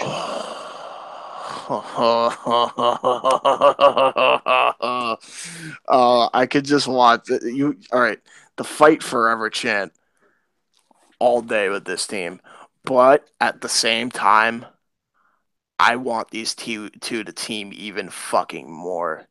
Oh God, these two are just great. I feel like they're great at like opponents, dude. Literally, this is what I want to happen. They win the NXT title. They're the NXT Tag Team Champions eventually. This is what I want to happen. They win the NXT titles. Hey, what do you think we should? What do you think we should do to celebrate? Let's have a match and kick the shit out of each other. Sounds good to me, mate. That'd be awesome. Dude, I'd fucking love it. I'd love it. Hands down. It'd be the best. could this was a great match back and forth. You know, it started off really slow with the chain wrestling, but I still thought that was good. And then I liked the I forget the name of the move, but the stunner off the top rope that Danny Burch hit, that was awesome. The uppercuts that Orny Lorcan was hitting this match looked sick. Danny Burch hit like a you're talking about that's not a stunner. That's the Tower of London. I thought that was the name of the move, but I didn't remember if it was or not. Yeah, that's what it was called. And then Orny Lorcan hit like an Alabama slam like right into the corner. That looks sick. And I even like when Orny Lorcan went to put him in the Boston Crab. It's not like he didn't put him right into the move. We had to like kick him to get him into the move. I thought that was awesome. And then eventually Orny Lorcan wins with a roll up, but it's like he didn't even expect that he won. He was like in shock that he won because of how close the match was. So I liked the way he reacted when he won. And then afterwards, he goes to he wants to shake Orny Lorcan's hand. Orny Lorcan acts like at first we're gonna get a heel turn. They tease the heel turn, but then instead he turns around and shakes his hand anyways. I thought that was nice that they teased the heel turn. I hope they're not gonna do a heel turn. Between who? Well, Orny Lorcan when yeah, I hope they don't do that because I really don't want to see. I want to see them team so much more. Yeah, like just do it. Just do the team. Please do the team. The team is so good. The team is so promising. Do it. Fucking do it. but if I want to see them. Oh shit! You know what I just realized actually too? They have a team. So what do they have for tag teams right now? I just realized their tag team roster right now. Authors of Pain, Sanity. Fucking Heavy Machinery. possibly only Heavy Machinery. Fuck them. Mainly because of Dozovich. Street Profits, possibly possibly Lorcan and Danny Burch, and they also have the Red Dragon, Kyle O'Reilly and Bobby Fish. We don't know if they're gonna be a team though. Yeah, but they both fought Aleister Black, so you never know. And then they have Riddick Moss and Tito Sabatelli. Yeah, and that team too. And I guess they have what's the Metro Brothers. Well, yeah, I mean, I guess is an understatement or an overstatement, really. But anyway, we continue. We had the main event that should not have been the main event. But it wasn't. It wasn't a terrible match, though. No, it wasn't. It just shouldn't have been the main event. Andrade Cien Almas with his valet ringside. I forgot to write her name down. I think it was Fucking Vanessa, whatever the fuck her name is. I don't yeah. fucking care. She's a bitch. I get that's her character. I just hate it. Because it Isn't reminds she? me of my ex. Like Especially how too, she could be at times. So it's just especially like I don't like especially that. especially because she's Latina too. No, not even just that. I mean, it's just I'm just what saying the that's what makes it. fuck. Yeah, no, like it's just your typical bitch Latina. Like why? Why are all Latinas bitches, man? Like, I don't understand. Like what do they do to make them like that? There's only one person that I actually know that isn't that way and is Latina, so I won't mention her name here, but Yeah. like one person I actually know that isn't like that. Anyway, But he continue. has a but Andrade Cien Almas isn't she Austin Aries' girlfriend? This girl. Yeah, I think she is, yeah. It's so funny that maybe Oh that's God, oh God! Once Andrade and her have kissing scenes, because you know Vince is gonna want that on the main roster. Aries is going to lose his shit. I wonder if they you know what the funny thing is? I wonder if they did that no one Aries left. Yeah, good point. I don't know. But then again, it's not like Vince runs NXT, but I feel like if Vince really wanted to make that happen in NXT, he could make it happen. Yeah, no shit, right? Anyway, Because who did the CN almost fight? No Way Jose. Remember that feud that Right, right. remember that Why did team I that forget? Yeah. It wasn't a terrible match. No Way Jose pretty much got squashed though. Yeah. Well, let's be real. I mean, No Way Jose is a fun party gimmick. It's not gonna get over on the main roster. It's gonna die a death in a year anyway. It kind of Maybe. already has. No, He's people just not like he's just not that good. All right, let's call it what it is. He really isn't this. He's really not that good. He's not terrible. He's a good hand, but he's just not that good. I'd actually pick Velveteen Dream over this dude. Like he's that no much. way. No. I'll tell you why. Wrestling wise, 10 times better than this dude. Maybe. I It's just not. can't get It's past not it. even a question. But pretty much it was a squash. Andrade Cien almost wins with the Hammerlock DDT. Um, and then his valet gets on the mic afterwards and pretty much accepts Johnny Gargano's challenge on behalf on Andrade Cien almost. So they're just gonna build him up to win again just so he can lose at Takeover. Yeah, probably. But I don't even Probably. like Andrade Cien almost all that much. He's probably like the blandest character they have. He's just Yeah. Well, I mean, yeah. Well, now that they paired him up with Vanessa, I just don't like it. Like, I like the fact that he was kind of like going on the route to be the Godfather, kind of like with all the women by his side and all that. Like, that gave him some personality, and now he doesn't have any. now he doesn't have any because he's actually teamed up with a person who's essentially a fucking bitch. Or portrayed as a bitch because I heard she's actually really nice in real life with I didn't Aries, even but li- God fucking damn it. I didn't even like in the match. Like every time he did like his taunts or anything, she yelled at him for it. Yeah, And like you're taking away his personality. I didn't like too like it didn't make any sense that No Way Jose like didn't attack him while he was distracted. You, It, you, you want to know the funniest thing? They, they should do like I feel like they should do like a kind of like a fucking you know what I think they should do? Kind of like a gorillas faction too, and like these two should be like the main honchos of it. Like, cause like you got fucking Almas, who's like your godfather. You got like fucking, your Andre, fucking Noe Jose is kind of like your, what is it? The party animal kind of guy who dances a lot. And then, like, if you really wanted to add diversity, I know you're gonna hate me because apparently you're not a fan of him, but you could also like add Velveteen Dream No, and then maybe one, and then like one other person, like is like a kind of like a 4-man party guerrilla faction type of thing, like where they're just like fucking. It's always a party with those fucking 4 guys all the time. Like there's not one time where they're like not surrounded by women. You know what I mean? maybe Because I feel like that would work. I feel like that would really work. they need to do something because Andrade Cien has failed in NXT. Yeah, big time, big time. He started out. He never really got a good start either. Like he.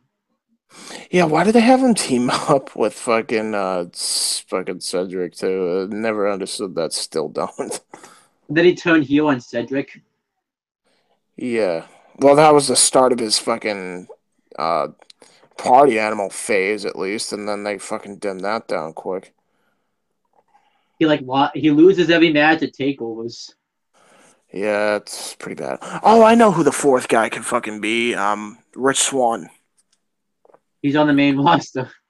Or if not Rich Swann, then Street Profits. Just make it a 5-man fact. Fuck it. Why not?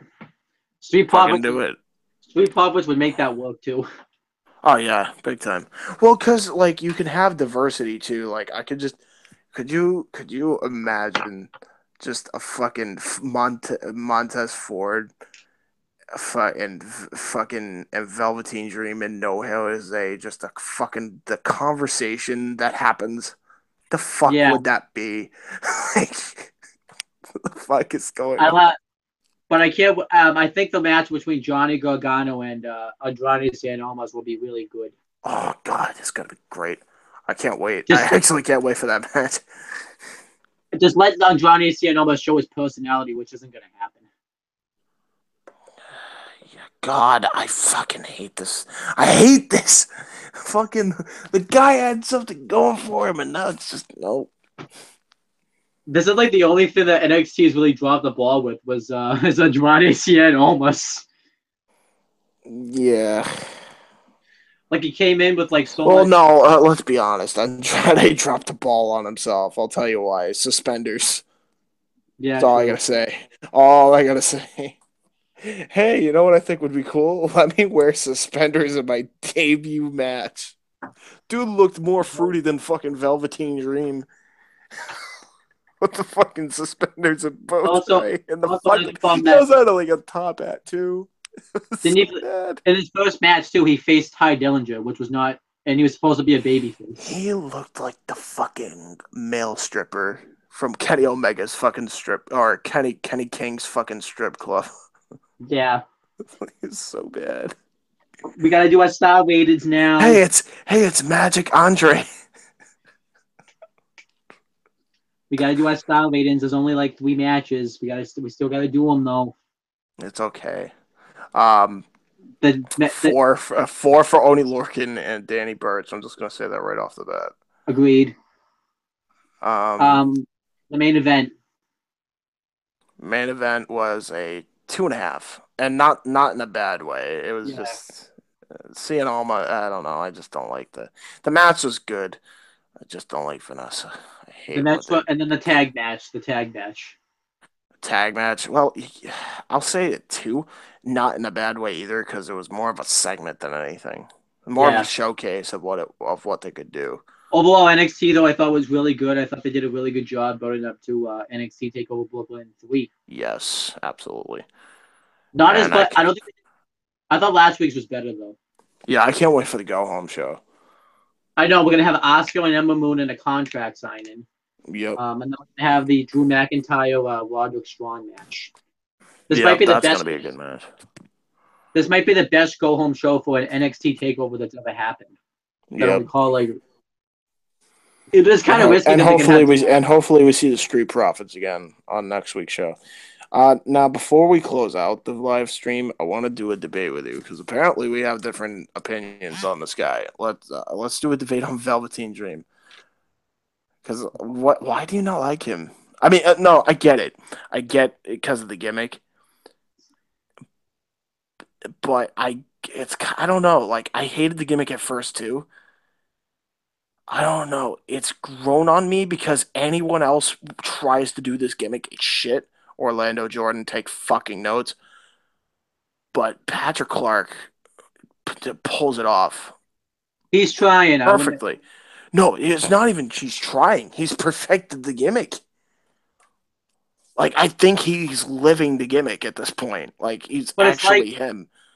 but it's like but they're not really like.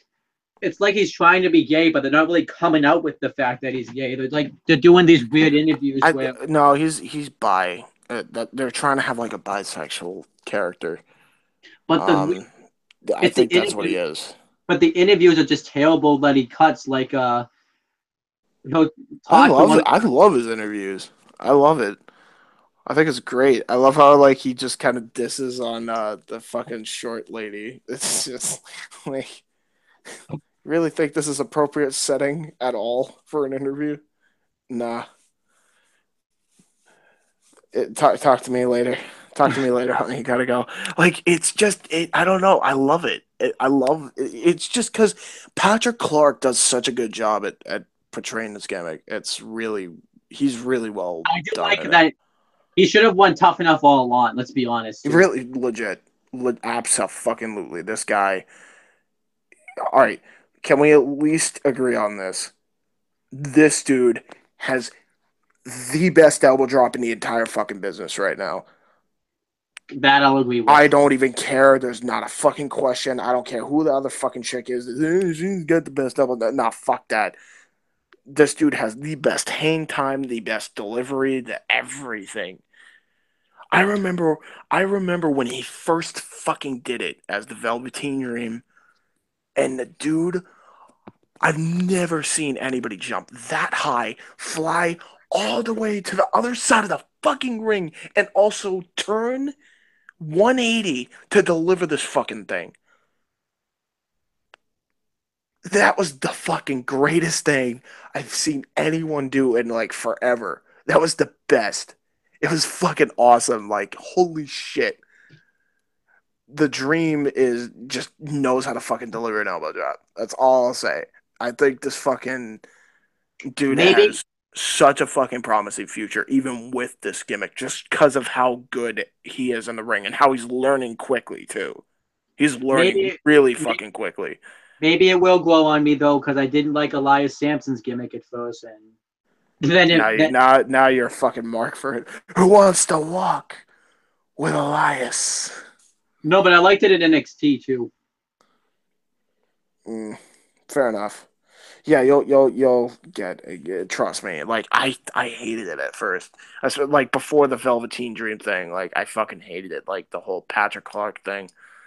When he was coming out, the way he was coming out, like I didn't like it. And now it's just fucking grown on me. Like, God, like he's fucking great at this. This gimmick, the fucking wrestling, just everything. He's so fucking good at this. Like, I don't even get, like, I remember when he first came out with, oh, God, why him? This is going to be a disaster. And I'm like, holy shit. This is Patrick Clark. This is him. This is actually who he is. Like, that's what I think when I see him now. Like, it's just like, he's a flamboyant, probably bisexual guy who's found his niche at playing that and is also a very decent fucking worker, probably the best worker out of everybody there. And the dude's learning quick. I mean, quicker than anyone on that in the entire performance center. This dude is learning quick. I don't think he'll go that far as you're saying he'll go with this gimmick though. He'll probably get like No, I think he'll go pretty far though, considering what the gimmick is. I mean, and who knows? Maybe he'll at least be fucking, I would say cruiserweight champ, but he's a bit too tall, and this gimmick won't get over on the main roster. I don't know. I mean, I don't know. He's actually really good at it though. That's the difference. Like if it was anyone else, I feel like it would flop. Do you think You know what I mean? Do you think Vince McMahon's gonna let him come out with this gimmick and like Like Vince is gonna like. The thing is, they wanted a fucking bisexual gimmick to come to the main roster anyway. This is the bisexual gimmick. You gotta remember, but also you gotta remember too. Remember, he's also black. You know how black wrestlers fare in WWE. Don't remind me. That's Don't what remind me. Don't remind me. Don't remind me that, please. I'm Please. just saying. I'm just saying also gonna be what's gonna hurt. Well, I mean, Shinsuke Nakamura is a flamboyant Asian. Maybe the flamboyant black guy will finally get his due because he's fucking gay. I don't know. I don't know. Maybe maybe something good will finally happen. Darren Young, ask Darren Young how that worked out for him. Oh my God, Darren's got to be pissed. If you really think about it, like he's probably watching Patrick play this game. He's got to be pissed. This should be Darren Young's gimmick. Yeah, fair enough. But then again, like, I don't think at the same time, I don't think Darren would fit it. First off, he doesn't even have it. Like, it just doesn't look like it would fit him. Like, I could just imagine him fitting into the fucking jacket Clark wears, and like fucking like it just looks so out of place on him. So it's like it just doesn't work with him. Like now that I think about it more, because he's so like not ab-like, and on top of that, he just doesn't have the body frame for it. He has got muffin top showing. Maybe, you know what I mean? Darren Young, like he just has muffin top. So I don't know. We'll have to wait and see. I don't know. I think the gimmick's fucking much over than a lot of people give it credit for. That's my thing. I think if it were anyone else playing this gimmick, I think it would flop. It's Patrick Clark. It's perfect. Well, if it's over, where has he been the past few weeks? He's been off WWE Network. He was on the week before, wasn't he? No. He's been off TV. Fuck. So if the gimmick's over, because you forget they do their shows like a bunch of times at once because Velveteen was on the same batch of tapings. If you remember, so obviously they can't do the whole let's just have a wrestler fight twice in one night type of thing. You know what I mean? We'll have to wait and see. We'll see. I think he'll be doing pretty good. All right. Well, that's pretty much it. I just wanted to have that debate to close out this review. So I guess that's but overall, I thought the show was, like we said, was really good. We always said that, but we didn't really say how 205 Live, like we didn't rate 205 Live from like 1. 2 out of 10 stars. There you go. And NXT was an 8 out of 10. Yeah, I may agree. And 205 Live is probably like a 4 out of 10, and then like. No, for me it's a 2 out of 10 because it was like one of their worst shows. And then NXT. Well, then again, no, you're right. 4 out of 10 because they had the Tony Nese match, and they had the Kendrick segment. They had the cruiserweight title build up that shouldn't have main evented. Yeah. But then everything else was like. But then terrible. For NXT, I thought it was a 8 out of 10. Really good show to build up to NXT Takeover Brooklyn 3. I'm really looking forward to it. I can't wait to see how they built up to it next week. I'm not sure if this is gonna. Do you think this will be the best NXT Takeover Brooklyn ever, or no? Or do you think this will be the worst? Good question. It's rivaling the first one, isn't it? A little bit. It really is. Now that I think about it, because there's so many. Because I remember the first Brooklyn. There wasn't that many good matches to really speak of that you could sink your teeth into like this Brooklyn does. No, I remember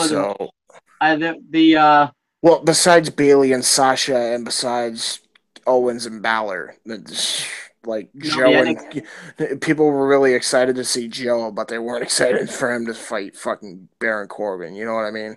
the match. Oh, are you just saying hype wise, or are you saying Yeah, match like like? it just well, match and hype wise, like it's kind of like a combined thing. I'd say I don't think it has last year's hype. Last year's hype I remember because they had Aries on the show last year. They had Rude like have his first Oh match. yeah, that's right. Aries was on the show. Yeah, and then Hideo returned, hit the GTS, then got injured again. Then Nakamura wrestled his first match. Well, no, he had it. He won the title against Joe in a great match. Well, no, didn't he lose the title to Joe coming in as champion? Oh no, yeah, you're right. That was Toronto. And then the NXT Tag Title Match with the Revival and hashtag DIY. That was great. Um, I don't think it'll be better than last year's. I actually loved the first one too because they had that. I thought the NXT Tag Title Match was really good with the Vaudevillains and Blake and Murphy. I still thought it was the one team that won the titles off Blake and Murphy, but um, and then you had what's that wrestler's name? Oh, the guy that fought Tyler Breeze in the first takeover. Oh yeah, Jushin Thunder Liger. You're right. Like You're he, right. so that mean that Then I mean again, yeah, no. I mean, it definitely rivals it though, because Johnny Gargano is over, um, and he's fighting Almas, who is a good worker. So you can sink your teeth into that match. you have Um, the NXT Women's Title rematch that's like 3 months in the making or something. Of oh man, that match is gonna fucking that might steal the show, to be honest. and then you have That's what I'm saying might rival it. Why it might rival it? Because that match may top that may it very well could top Sasha and Bailey, but we'll see what no, they happens. won't. And I have to say, I don't know. 'Cause that's what I'm saying. We'll see what happens. It could though. It has the potential to. We'll have to wait and see on that. And then it also has the NXT Tag Title match won't top the other No way. four. No, there's no way. The Blake and Murphy and the Vaudevillains were like far better workers than And obviously, AOP and it's not gonna AOP top, and Sanity. it's not gonna top the hashtag DIY revival match from Oh last year. Yeah, God, there's no way. hell no, will it ever top that match? Oh, fair enough, Um, fair enough. then you have what else is on this show? You have Aleister Black and Hideo Itami could be like the that could be really that's gonna be Oh, really. that's gonna be a fucking great match. Do you think they're gonna You know add? what I feel like? You know what I feel like it's gonna be like? There's gonna be a lot of stiff matches. That's for damn sure. I don't I think want there's to. any question about that. I feel like you're gonna see because you're gonna get Almas and Gargano. You're gonna get Yeah, AOP versus Sanity. You're getting Ember Moon and Asuka. You're getting Hideo and Aleister Black, and then you got your uh, NXT title match, which is Rude, even though he's not really strong style, but he's fighting McIntyre, who's yeah. like stiff as shit. So like it's You like know, did you ever see his first match back in WWE when he dropped Lorcan like on his head? oh that was fucking great. I want to see Lorcan and Danny Burch have like a 2 out of 3 falls match too.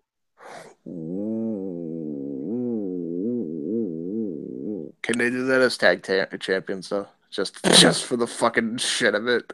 That can be how they become a tag team. True. But I feel like that would be funny. You know what they should do? So that's how they should do it. That's how they should celebrate when they finally win. They're like, we became a tag team by being 2 out of 3 falls. So let's Yeah. do that again to celebrate. And then we'll drink after. I also want to see. I know this match is gonna. I would like to see Pete Dunne and Tyler Bate have a rematch for the UK title. Oh God. I hope that's on that show because that match was fucking baller. But That that's not. match was fucking awesome. Oh my God. Oh, all right. There is one thing I do want to say, and I guess we're going off a bit of a tangent now because we're completely done with the review now. I do want to say this. I know this is going to be controversial, but Jim Ross has kind of sounded like shit on commentary recently over the years. Really, you think so? Yeah, I'm sorry. I really try. Like, I love Jim, and I loved his work back then, man. But his work now is just nothing special. Like Wrestle Kingdom, it was all right. Wrestle Kingdom 9, I'm talking about. The What Culture show he did, where Martin Kirby got his first title shot against Connors, that was okay. But uh, I don't know. Maybe I'll feel better about it after the Mae Young Classic because I know he's commentating with Lita. But I mean, just don't know. Just from the shit I've seen, and we're not seen but heard, like it just seems like he just doesn't really. He's not really into it. Like he's just kind of like phoning it in type of thing. You know what I mean? Like, am I the only one that gets that vibe? I'm not getting that vibe. That's what I'm getting. It was very noticeable to me with the Tyler Bate Pete Dunne match because it really sounded phoned in. Like it didn't sound natural at all. Like I was expecting when what was it? The when the Xplex hit on the apron, I was expecting Jim Ross to just oversell that how devastating that was, like he usually would do back in the day, and I just didn't get that. You know what I mean? You know what I mean? Like he really phoned it in. If you listen back to the match, you'll know what I'm talking about. Nigel McGuinness called like 85% of that match. I'm telling you, like that. It listen back to it. I thought Jim Ross did a good job. Like he mentioned why the move is painful. Um, No, like he did. Like he did an exceptionally good job. I'm not saying that, but I'm saying he's Jim fucking Ross. Like you shouldn't say that about Jim Ross. That's what I'm saying. Like well, it just seemed like he phoned it in so hard. Like I remember back then, if a move like that was hit, like Jr. would just scream at like maybe he can't do that as much now, but he should like at least over exaggerate it a little bit, like he used to back in the day. Like, by God, he just hit the Xplex on the hardest part of the ring.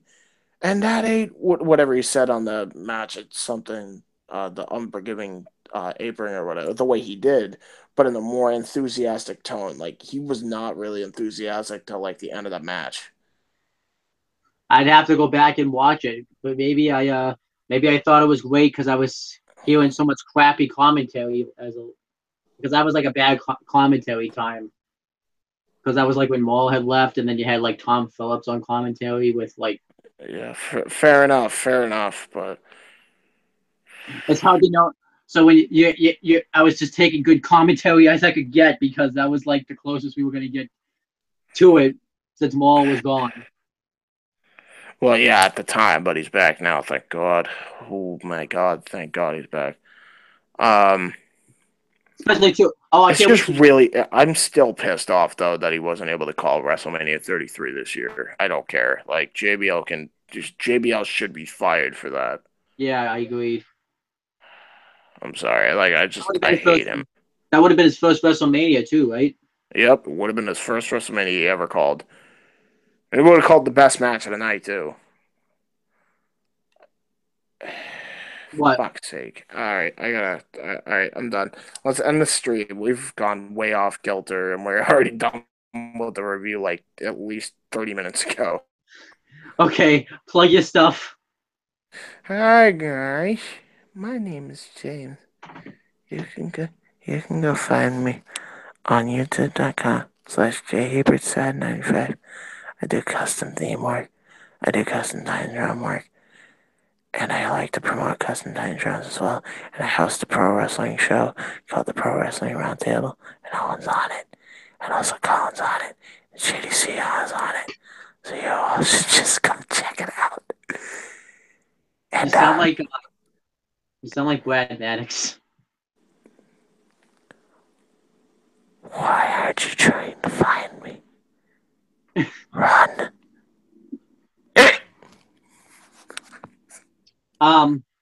You can, I love how you're just trying to like continue as if nothing weird just happened. Okay. yeah, that's how you do the shows. Yep. All right, so make sure you subscribe to my YouTube channels, CM Brothers and Owen the Talkinator, and click on the bell so that way every time I upload a video on those channels, you guys will get the notification for it. Oh yeah. And don't forget to hit the notification bell on my channel too. Do it. let's hope YouTube is. Do it. Fucking do it. Let's hope YouTube's nice enough to actually give the notifications. I know sometimes they don't do that. Yeah, right. And then make sure you subscribe to this channel and click on the bell on this channel as well, so that way every time I upload a video, you guys will get the notification for it. And we'll talk to you. Jade probably will be back with you in NXT, and probably not 205 Live after this week's episode, but I don't know. I'll probably review 205 Live. What else am I gonna do on my Tuesdays? I can handle 1 hour of shit at least. watch SmackDown, dude. Fuck that. I ain't watching it. All right, bye, guys. Bye, guys.